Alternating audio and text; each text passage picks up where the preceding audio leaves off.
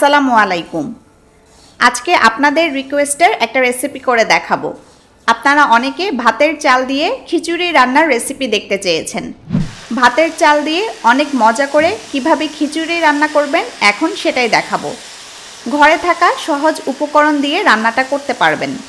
রান্নার প্রতিটা ধাপে অনেক টিপস বলে দিব, যাতে নতুনরা খুব সহজেই বাসায় ট্রাই করতে পারেন। কথা না বাড়িয়ে চলুন শুরু করি ভীষণ মজার খিচুড়ি রান্নার রেসিপি। প্রথমে এখানে নিয়েছি চাল। এটা মিনিকেট চাল। আপনারা ভাত রান্নার যে কোনো চাল নিতে পারবেন। একটা বাটিতে 2 কাপ চাল নিয়ে নিচ্ছি। এরপর দিব ডাল। চাল যতটুকু নেবেন ডাল তার অর্ধেক নেবেন। আমি 2 রকমের ডাল দিব, মসুর ডাল ও মুগ ডাল। দুইটা মিলিয়ে 1 কাপ ডাল নিলাম। চাল যেহেতু 2 কাপ নিয়েছি তাই 2 রকমের ডাল নিয়েছি 1 কাপ। আপনারা 2 রকমের ডাল না নিয়ে শুধু 1 রকমের ডাল নিলেও চলবে। শুধু 1 কাপ মসুরের ডাল দিলেও হবে। এখন পানিতে চাল ও ডাল ভিজিয়ে রাখবো। পানি দিয়ে প্রথমে চাল ডাল ভালোভাবে ধুয়ে নেবেন। কয়েকবার পানি পাল্টে পাল্টে ধুয়ে নেবেন। ভাত রান্নার চাল দিয়ে খিচুড়ি রান্না করলেও কিন্তু অনেক মজার হয়। আপনারা আমার টিপস ও প্রসেসটা ফলো করলেই হবে। দেখবেন খিচুড়িটা খেতে অনেক মজার হবে।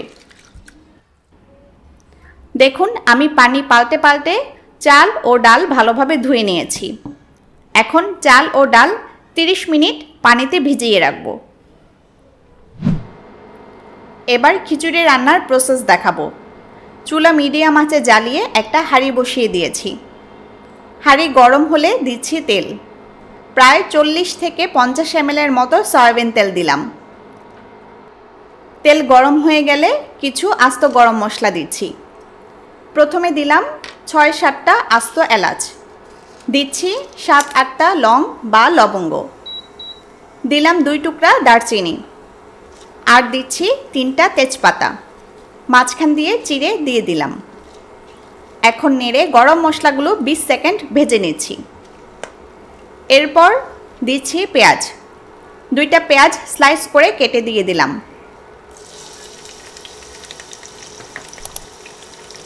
নেড়ে নেড়ে পেঁয়াজ নরম হয়ে আসা পর্যন্ত ভেজে নিব।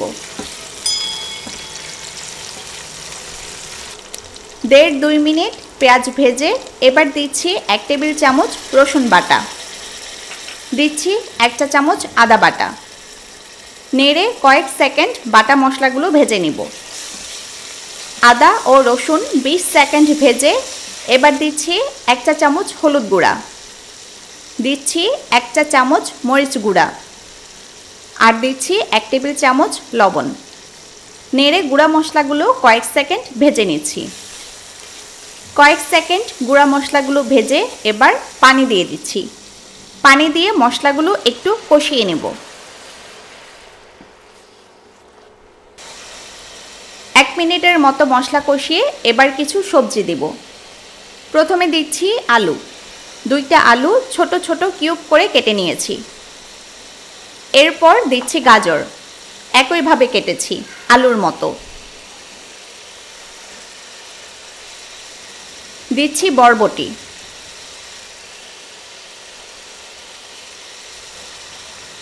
সব শেষে দিচ্ছি ফুলকপি।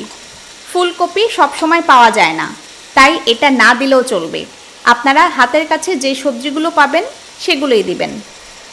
টমেটো দিতে পারেন, কাঁচা পেঁপে দিতে পারেন, মিষ্টি কুমড়াও দিতে পারেন। বাসায় যে সবজি থাকবে সেগুলো দিয়ে রান্নাটা করবেন, কোনো সমস্যা হবে না। নেড়ে তেল মশলার সাথে সবজিগুলো ভালোভাবে মিশিয়ে দিচ্ছি। মেশানো হয়ে গেলে ঢেকে দিয়ে রান্না করব। চুলার আঁচ মিডিয়ামে আছে। 5-6 মিনিট পর ঢাকনা তুলে নিয়েছি। সবজি থেকে কিছুটা পানি বের হয়েছিল, তবে তা প্রায় টেনে গেছে। এখন 30 মিনিট ভিজিয়ে নেওয়া চাল ও ডাল দিয়ে দিচ্ছি। চাল ও ডাল ভিজিয়ে পানি ছেঁকে ফেলে দিয়েছিলাম।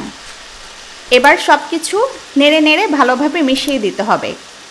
আমি বাসায় প্রায় এভাবে বিভিন্ন সবজি দিয়ে খিচুড়ি রান্না করি। সবাই অনেক পছন্দ করে। আপনারাও ট্রাই করে দেখবেন, ভালো লাগবে। এরকম আরও অনেক মজার মজার রেসিপি আমার চ্যানেলে দেওয়া আছে, ঘুরে দেখতে পারেন। নতুনদের জন্য কিন্তু আমি খুব সহজভাবে রেসিপিগুলো দেখানোর চেষ্টা করি, যাতে বাসায় ট্রাই করলে রান্নাটা পারফেক্ট হয়। 1-1.5 মিনিট চাল নেড়ে মিশিয়ে দিলাম। এখন পানি দিয়ে সব কিছু সেদ্ধ করে নিব। যেহেতু ভাতের চাল, তাই সেদ্ধ হতে টাইম লাগবে। পানি অনেক দিতে হয়। 2 কাপ চাল ও 1 কাপ ডালের জন্য 1.5 লিটার পানি দিতে হবে। ফুটন্ত গরম পানি দিতে পারলে ভালো, তবে ঠান্ডা পানি দিলেও সমস্যা নেই। আমি 1.5 লিটার পানি দিয়ে দিলাম। এখন নেড়ে দিচ্ছি। পানি দিয়ে চুলা মিডিয়াম থেকে একদম হাই করে দিতে হবে। নেড়ে ঢেকে রান্না করব।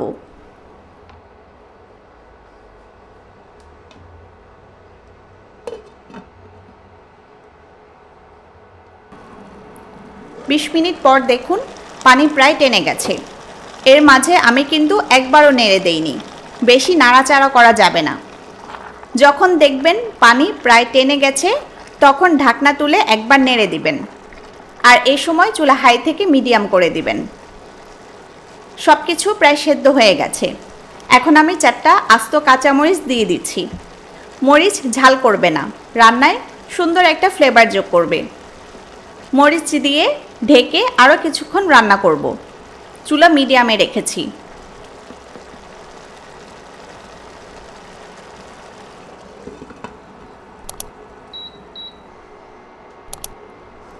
আরও 5-6 মিনিট পর ঢাকনা তুলে নিচ্ছি।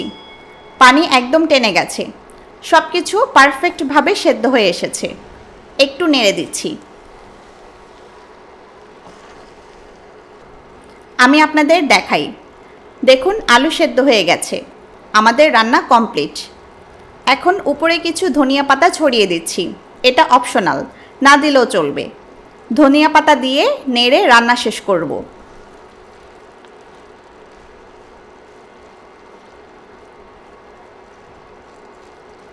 আমাদের ভীষণ মজার খিচুড়ি রেডি। এখন গরম গরম পরিবেশন করার পালা। এটার সাথে আপনারা ডিম ভাজা অথবা বেগুন ভাজা দিতে পারেন। বেগুন ভাজার রেসিপি আমার চ্যানেলে দেওয়া আছে। রেসিপির লিঙ্ক ডেসক্রিপশন বক্সে দিয়ে রেখেছি। আপনারা বাসায় ট্রাই করলে জানাবেন কেমন হলো। আরও কী কী রেসিপি চান তাও কমেন্টে জানাতে পারেন। সবাই ভালো থাকুন, সুস্থ থাকুন। আজকের মতো বিদায় নিচ্ছি। আল্লাহ হাফেজ।